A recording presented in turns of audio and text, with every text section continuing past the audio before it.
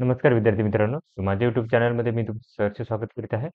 तर तुमच्यासाठी एका महत्त्वपूर्ण विषयावरती व्हिडिओ घेऊन आलो आहे. तो म्हणजे महाराष्ट्र शासनाच्या वन विभागामध्ये जी वनरक्षक पदाकरिता जी भरती प्रक्रिया सुरू आहे, नागपूर विभागाकरिता, तर त्याचा कट ऑफ किती राहणार आहे याच्या संदर्भात मी काय काय तुम्हाला माहिती देणार आहे. त्यामुळे व्हिडिओ शेवटपर्यंत पहा आणि माझ्या चॅनलवरती नवीन असाल तर काय करा प्लीज चॅनलला सबस्क्राईब करा. आता तुम्ही जर बघाल तर नागपूर वनरक्षक पदाकरिता जी भरती प्रक्रिया सुरू आहे, ज्याच्यामध्ये ग्राउंड झालेला आहे आत्ताच, लेखी परीक्षेच्या ऑलरेडी झालेल्या आहे. ग्राउंड ही काय करतं की आज जो होता तो शेवट दिवस होता आणि त्याच्यानंतर म्हणजे ऑलमोस्ट सगळ्या विद्यार्थ्यांचं ग्राउंड झालेलं आहे.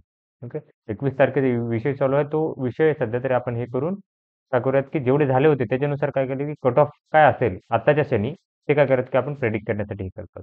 तर त्यासाठी तुमची मला मदत लागेल.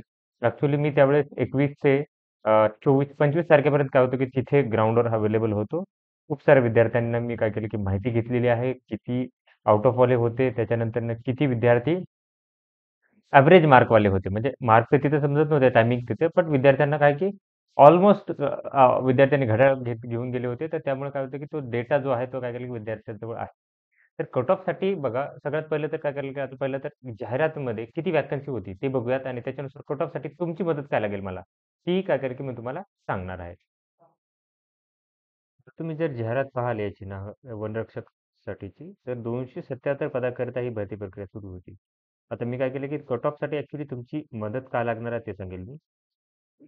कारण की जसं भरती प्रक्रिया सुरू झालेली आहे. ओके. भरती प्रक्रिया सुरू झालेली आहे. विद्यार्थ्यांचे काय केलं की ग्राउंडची त्यावेळेस मी काय केलं की डेटा विद्यार्थ्यांकडे घेतलेला आहे. बट त्यावेळेस कोणत्या विद्यार्थी कोणत्या कॅटेगरीमधून फॉर्म भरलेला आहे. ओके. कोणत्या विद्यार्थ्याने कोणत्या कॅटेगरीमधून फॉर्म भरलेला आहे, तर त्याची माहिती नाहीये. लक्षात घ्या.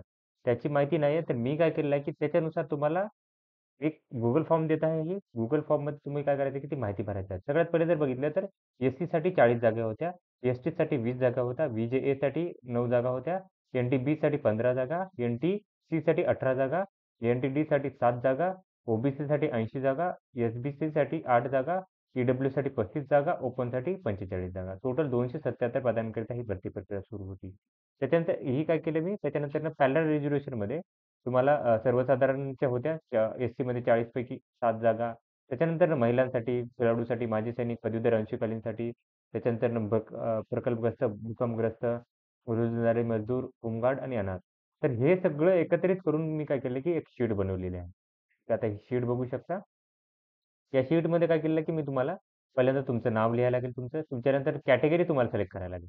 ओके. जी काही कॅटेगरी आहे, जे आता याच्यानुसार ॲडव्हर्टाइजमेंटनुसार मी काय केली, कॅटेगरी ज्या आहेत त्या टाकलेल्या आहेत. ते बघा. त्याच्यामध्ये व्हॅकन्सी नाही ती कॅटेगरी मी टाकलेली नाहीये.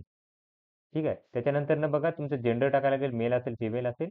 समांतर आरक्षणमध्ये तुम्ही बघा इथं जे आहे, ओके. म्हणजे तुम्ही समांतरमध्ये हे याच्यामध्ये कुठलं तरी आता सर्वसाधारणमधून भरलेलं आहे, महिला, खेळाडू हे कुठलं तरी एक याच्यापैकी तुम्हाला काय करायला लागेल, सिलेक्ट करायला लागेल. याच्यापैकी एक सिलेक्ट करायला लागेल.